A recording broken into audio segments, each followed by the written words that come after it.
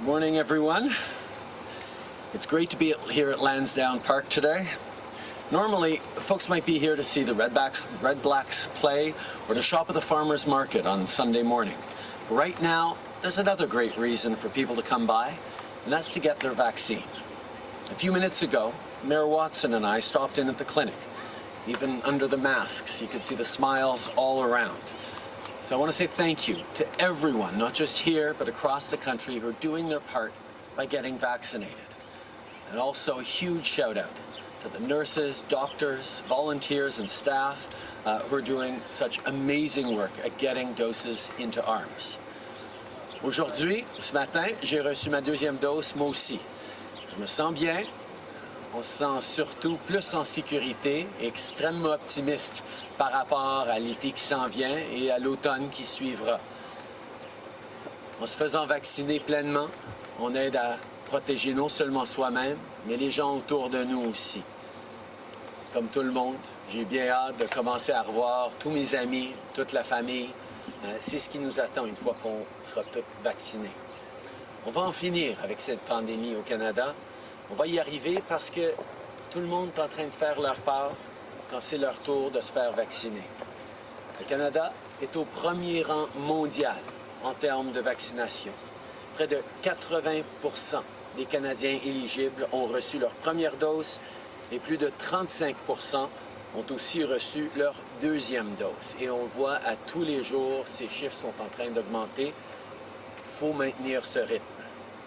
En date d'aujourd'hui, un total de plus de 50 millions de doses de vaccins sont arrivées au Canada et d'ici la fin du mois, on va en avoir reçu 68 millions. Autrement dit, on est en très bonne voie d'avoir un bon été et un automne encore meilleur. We're on the right track to end this pandemic in Canada. That said, we're not quite out of the woods yet. Let's take a look at what's going on in Yukon. Despite being at over 86% of eligible people with a first dose and over 76% second dose fully vaccinated, they're facing their biggest spike in cases right now since the pandemic began. This is a reminder that we all have to keep being careful and get as many people vaccinated as soon as possible. Minister LeBlanc has spoken with Premier Silver, and we're working with the territory on whatever we can do to help. Peu importe où vous vivez, on sera là pour vous pendant la crise. Que ce soit à cause de votre deuxième dose de vaccin ou parce que vous pouvez rouvrir votre petite entreprise, il y a bien des moments d'être content en ce moment. Et ça, c'est important. Mais on ne peut pas oublier que pour beaucoup trop de gens au pays, les dernières semaines ont été difficiles. I know we're all thinking of British Columbians right now in Lytton, where wildfires have devastated the town and across the province with the extreme heat wave. Yesterday, I talked to both Premier Horgan and Acting Chief Haugen of Lytton First Nation. And later today, I'll speak with Lytton's Mayor, Polderman. We are here as a federal government, as partners, for whatever support people need. We're standing with the people of Lytton to rebuild, and we're continuing to work with the province to keep all British Columbians safe. Later today, I'll be convening the Incident Response Group with ministers from my team to address the needs of communities in BC hit by wildfires and extreme weather, and to take a look at what we expect might be a very hot, very dry summer with many wildfires. As we do this, ministers will, of course, stay in close touch with all their provincial colleagues. On Wednesday, news also came in from BC that more unmarked graves had been found near a former residential school. To everyone in Ktunaxa Nation and to all survivors, families, and Indigenous people, we're here for you. I can't imagine your grief and your pain. We will work with you day in and day out in whatever you need to heal. On that note, yesterday I had the chance to speak with Phyllis Webstad. Phyllis is the founder and executive director of the Orange Shirt Society, which raises awareness about the legacy of the residential school system. In fact, it was her story as a survivor that started the Orange Shirt Initiative.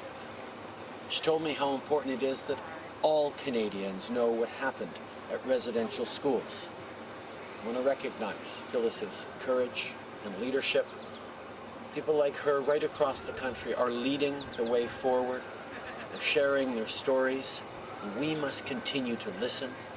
We must acknowledge the truth, and we must stand as partners and allies in building a better future. Chaque fois qu'on fait la découverte de nouvelles tombes anonymes, on doit devenir encore plus déterminé à faire mieux en tant que pays. Non seulement on doit réparer les torts du passé, mais on doit aussi mettre fin aux injustices qui existent encore de nos jours. C'est inacceptable que les Premières Nations, les Inuits et les Métis vivent encore du racisme et de la discrimination dans nos systèmes de santé. C'est inacceptable que la mort de Joyce Echequan soit survenue ici, dans un pays comme le Canada. Tout le monde doit pouvoir aller à l'hôpital ou voir un médecin en étant certain de recevoir les soins et le respect qu'il mérite. Alors, en partenariat avec les peuples autochtones, on agit pour que ça change. Plus tôt cette semaine, le ministre Miller et la ministre Hajdu ont annoncé qu'on va investir, entre autres, pour améliorer la sécurité des patients, pour mieux adapter les services, les services sur le plan culturel et pour augmenter la représentation des Autochtones dans les professions de la santé. En travaillant avec les communautés autochtones et avec nos partenaires du domaine de la santé, ainsi que tous les ordres de gouvernement, on prend des mesures concrètes pour mettre fin au racisme envers les Autochtones dans nos systèmes de santé. There's still a long way to go, but in the past 5 years, we have made progress. We've lifted 108 long-term drinking water advisories and invested in classrooms for hundreds of communities. Last week, we brought the UN Declaration on the Rights of Indigenous Peoples into law, and we're working with Indigenous partners to ensure we meet the Declaration's objectives. And as of last Monday, our new citizenship oath recognizes Indigenous rights. We must continue this work because each step forward brings us closer to a better, stronger country for everyone. Merci tout le monde. Je suis maintenant content de prendre vos questions. Bonjour.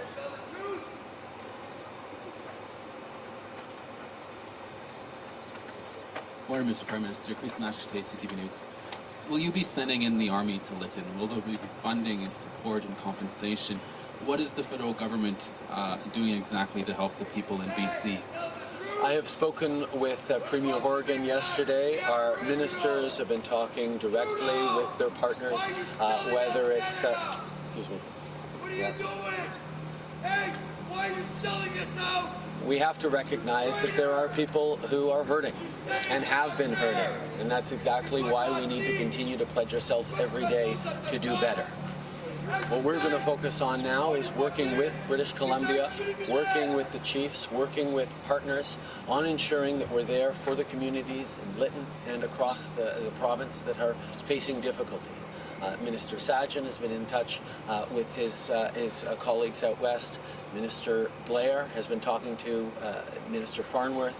And I've been talking with Premier Horgan. We will continue to engage directly and prepare to be there to support people as necessary, as much as possible. That's part of what the Incident Response Group meeting is going to be on this afternoon, how we can be there to help, and we will continue to be there. Why everybody out?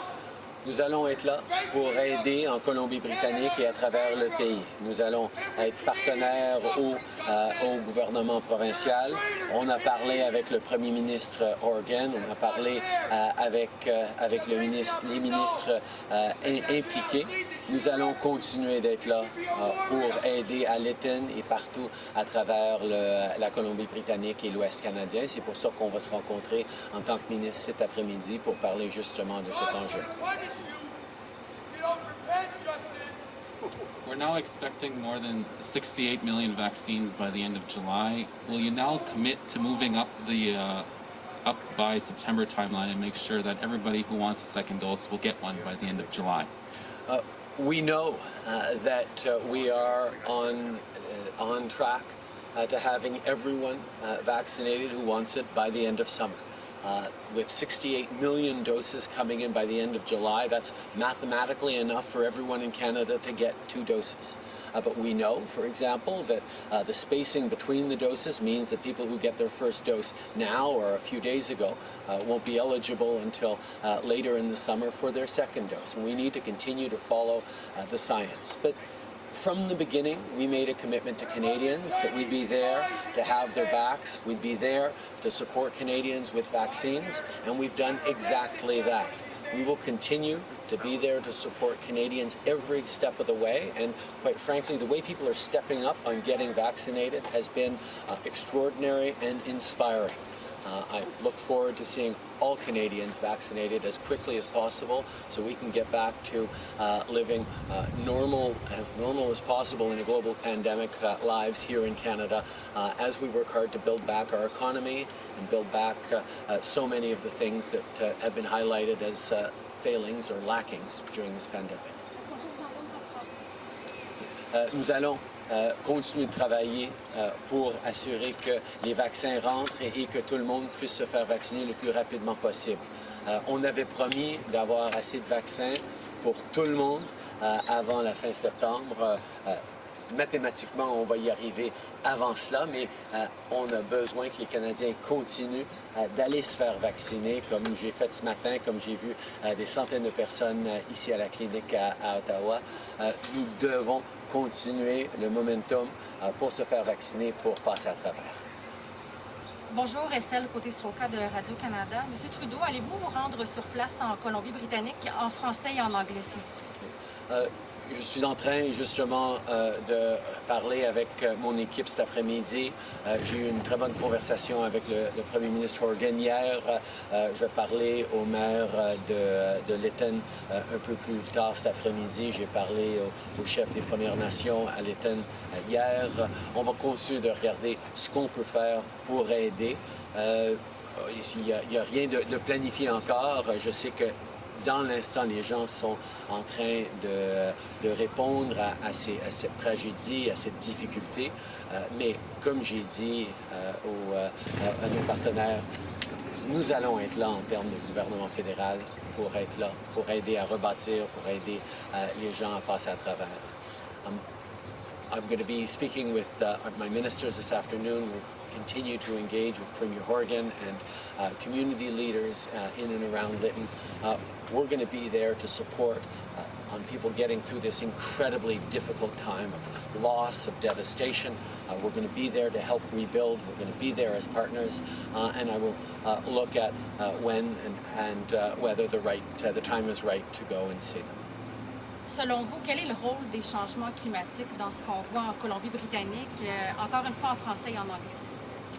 Je pense qu'on voit très clairement que les événements extrêmes au niveau de la météo deviennent de plus en plus fréquents. On ne peut pas passer sous silence la réalité que les changements climatiques ont des impacts dévastatrices à travers la planète. C'est pour ça que depuis bien des années, nous travaillons pour contrer les changements climatiques, pour réduire les émissions, pour investir, pour contrer les inondations et les feux de forêt. Nous sommes en train de travailler là-dessus, mais il y a encore beaucoup plus à faire. Mais pour aujourd'hui, mes réflexions sont vraiment avec la communauté, avec les gens qui ont été dévastés par ces feux. Mais je pense évidemment ça prend des réflexions sur l'adaptation, sur la mitigation des effets des changements climatiques. I think obviously today our thoughts are mostly with families that are grieving, that are facing terrible loss. But of course, we also have to reflect on the fact that extreme weather events are getting more frequent, and climate change has a significant role to play in that. We need to continue to commit ourselves every day to reducing our emissions, to showing global leadership on climate change, as we have by putting a price on pollution right across the country.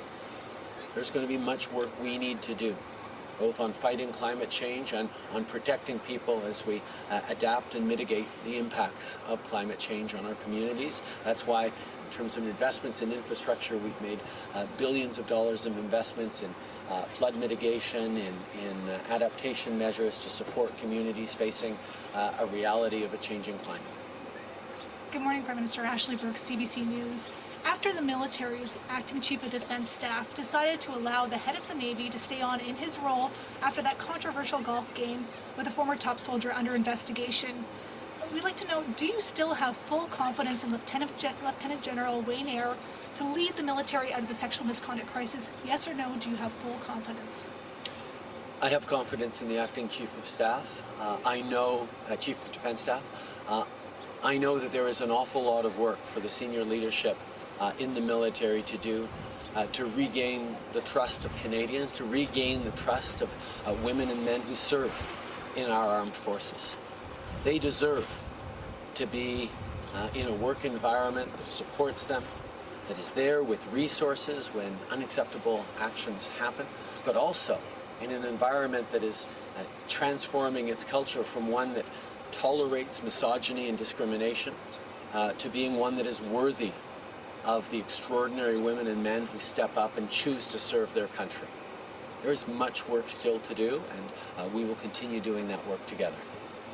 And Alberta this week announced that it's going to be doubling its funding to help protect churches from vandalism and violence, but the Federal Security Infrastructure Program stopped taking applications last November.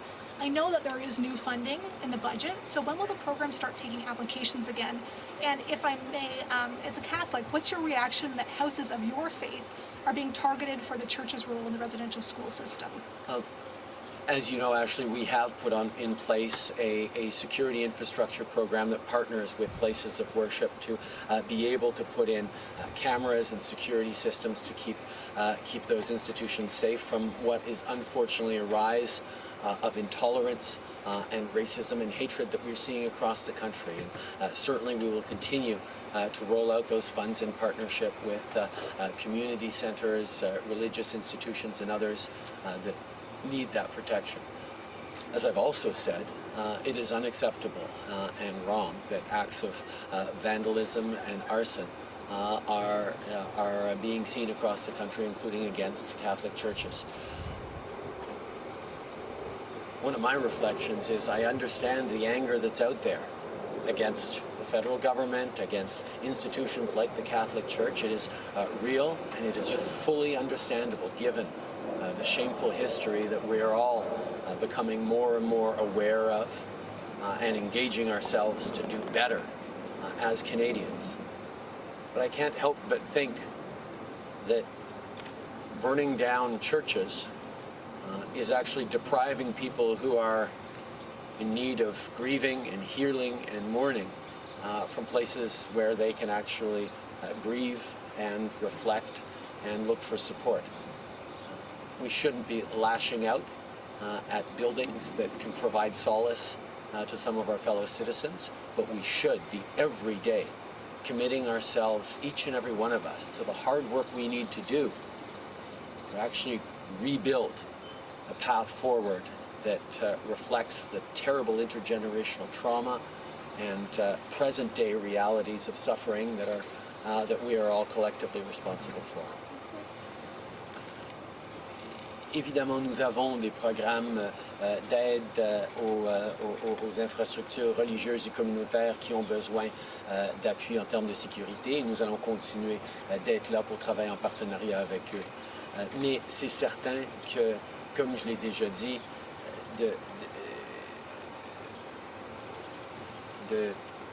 d'articuler la déception et même la furie que certaines personnes ressentent de façon tout à fait légitime pour le passé et le présent que nous sommes en train de vivre, de l'articuler en mettant feu à des églises ou en s'engageant à du vandalisme, c'est pas ça la solution.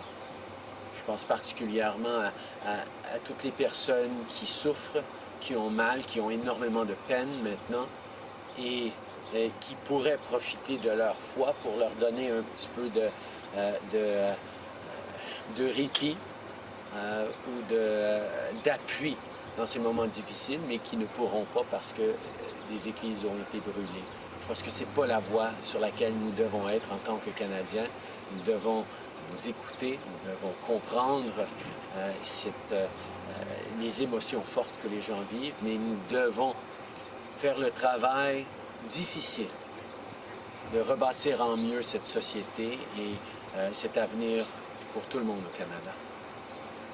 Prime Minister Michael Couture of Global National, I'll ask you to answer in English and in French. Picking up on what you're talking about with walking that road to reconciliation, yesterday at a number of demonstrations, you could hear the anger and the frustration from Indigenous communities. A lot of it was pointed at you and your government, and they are saying that you have not done enough to mend the relationship with those communities. Regardless of what you listed earlier today with your accomplishments, they still fall short of campaign promises. So how much responsibility do you personally take for the anger that is being felt in Indigenous communities now? I think that the anger, as you say, is real. People have gone decades and even generations living with intergenerational trauma, with outcomes and institutional racism that has created extreme difficulties for Indigenous peoples across this country that are also the legacy of residential schools. We all have a responsibility to go, and I certainly wish we could have finished with reconciliation in 5 or 6 years. And certainly, as you point out, we have done an awful lot as a government to set down that path of reconciliation. But there is an incredible amount more to do. And it has to be done in partnership, and it has to be done first by listening and understanding the anger and the disappointment.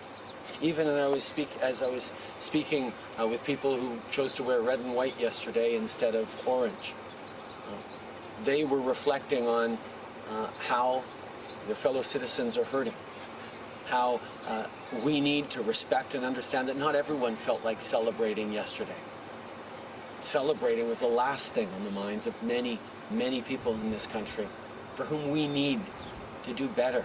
And we need to approach the work of building this country back and better together. So we all have a role to play, we all have responsibilities, and that's the work that we need to do.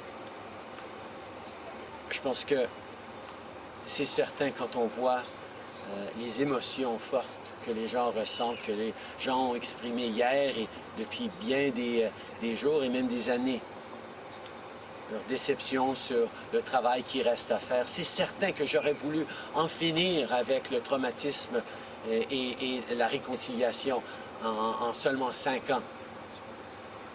Mais ça ne se fait pas aussi rapidement que ça. Oui, on a fait des avancées importantes et on a fait des investissements extraordinaires, mais en même temps, il reste énormément de travail à faire. Et je pense que ce qu'on est en train de vivre maintenant, c'est un moment où tous les Canadiens reconnaissent que ce n'est pas juste à un gouvernement de tout régler ça. C'est à nous tous, en tant qu'individus, en tant que membres de famille, en tant qu'employeurs, en tant qu'employés, en tant que Canadiens, de faire partie de la solution. Puis ça va prendre du temps. Ce qui a pris des générations et même des siècles pour briser comme relation entre les Canadiens autochtones et non autochtones, ça va prendre plus que juste quelques années pour tout régler. Alors je comprends tout à fait ces émotions, je les respecte, mais je sais, par avoir eu des conversations avec des gens qui célébraient la fête du Canada, mais qui réfléchissent aussi à tout le travail que nous devons faire ensemble, qu'on a du travail à faire ensemble et qu'on va le faire. For follow-up, I want to come back on the military misconduct question and also ask you to repeat in French, if you don't mind. When Military Ombudsman Gregory Lick raised serious concerns about the military structure, you said that changes were coming. We just got word that the U.S. is announcing specific action on the prosecution of sexual assault in their military, removing it from the chain of command. So, given that Madame Arbour's final report could take well over a year, are you committed to releasing a plan to create an independent reporting structure this summer? It's important to highlight that, yes, we have asked Justice Louise Arbour to lean in on what it is that we need to do as a country to ensure that the culture in our military is transformed, that the measures in place make changes. But Madame Arbour and I both absolutely agree that we can't wait a year for that final report. And that's why she will be offering up suggestions and recommendations as we move forward, as soon as they come forward, on things that we can do to make sure that we are putting an end to the culture that accepts and tolerates misogyny and discrimination within our armed forces, because the women and men who serve in our armed forces deserve much better than that. Vous faites bien de souligner que Mme Arbour fait un travail extrêmement important pour établir une nouvelle approche, une nouvelle culture dans nos forces armées. Mais on est tout à fait d'accord qu'on ne peut pas attendre un an avant de commencer à agir, attendre le rapport final. C'est pour ça que Mme Arbour va continuer de partager au fur et à mesure qu'elle fait le travail avec nous des recommandations, des actions qu'on peut mettre en place immédiatement pour transformer la culture de nos forces armées, parce que la réalité, c'est que les hommes et les femmes qui servent dans nos forces armées méritent bien mieux que ce qu'ils ont maintenant en termes de culture qui les entoure dans les forces. Hi, Prime Minister. Stephanie Taylor with the Canadian Press, and if you could answer in both French and English, that would be appreciated. When quarantine rules lift or change on Monday for fully vaccinated Canadians, is there any concern on your part that that could lead to a large number of people trying to come into Canada who aren't actually eligible? And how will the CBSA be able to handle this influx? I think every country establishes rules around who can come into their country or not, and we have well-established citizens, well-established systems in place that look at passports, that look at visas. That is not necessarily a concern because we have extraordinarily capable people at the borders to enforce those issues. I think it's really important that we are moving forward on allowing people who are currently allowed to come into Canada under the strict travel restrictions we've had in place for over a year, to be able to do so and not have to quarantine anymore because they're double vaccinated. For others, we will be looking at how this works before we open up to next steps. But we will continue to put first and foremost the safety and security of Canadians at the top of everything we do, because that's what Canadians expect. Je pense que oui, on va prendre des mesures à partir de lundi prochain qui vont permettre à plus de gens de voyager. Les gens qui peuvent actuellement venir au Canada, c'est-à-dire les citoyens, les résidents permanents, ceux qui ont des exemptions spéciales, vont pouvoir arriver, et s'ils sont doublement vaccinés, pleinement vaccinés, ils vont pouvoir ne pas avoir à faire leur quarantaine de 2 semaines. Mais pour les prochaines étapes, on va continuer de regarder les données qu'on recueille par rapport à ce nouveau changement. On va continuer à mettre au cœur de tout ce qu'on est en train de faire la sécurité et la santé des Canadiens. Et j'ai pleinement confiance dans nos travailleurs, dans nos services frontaliers et ailleurs, qui ont et remplissent très bien depuis bien longtemps la responsabilité de déterminer qui peut rentrer au Canada et qui ne peut pas rentrer au Canada. Thank you. Canadians still don't know when we might see some movement and opening with the U.S. border. I'm wondering and hoping you can provide an update to Canadians about how talks with the United States are going on that front, and specifically given how more and more Canadians are getting vaccinated, hospitalization rates appear to be dropping and hopefully will continue that way. At this point, do you anticipate having to keep the border with the U.S. closed to non-essential travel past July 21st? First of all, as you well know, we continue to work very closely with the United States to make sure that we're aligned in our approach and keeping both our citizens, our citizens safe while ensuring economic opportunities and trade continues uninterrupted, as it has over the past year and a half, despite the border being closed to 90% of all travel. Canadians, as of Monday, will be able to start traveling again if they're fully vaccinated and not have to quarantine when they come home. That is a significant step. and Canadians are going to benefit from that. When we start reopening, so Americans and others who are fully vaccinated to come into Canada will depend on how this goes, on the data we collect, on how we're able to keep Canadians safe even as we make adjustments to the rules and as travel volumes inevitably increase. Every step of the way, we're going to make sure we're keeping Canadians safe. I know people are impatient to suddenly get back to normal, but we're not there yet. As I pointed out, the Yukon is up in the mid-70s in terms of full vaccination, and they are right now facing the largest spike in new cases that they've had since the beginning of the pandemic. Certainly, mostly amongst unvaccinated or partially vaccinated people. And that's a reminder that even as those numbers come up, as so many people are vaccinated, there is still work to be done. We still have to be careful, and mostly we have to get up over 75% fully vaccinated, up into the 80s fully vaccinated, perhaps, according to Dr. Tan, if we're going to be safe. And we're seeing Canadians come out in record numbers. We're leading the world in terms of vaccine uptake. That's great news.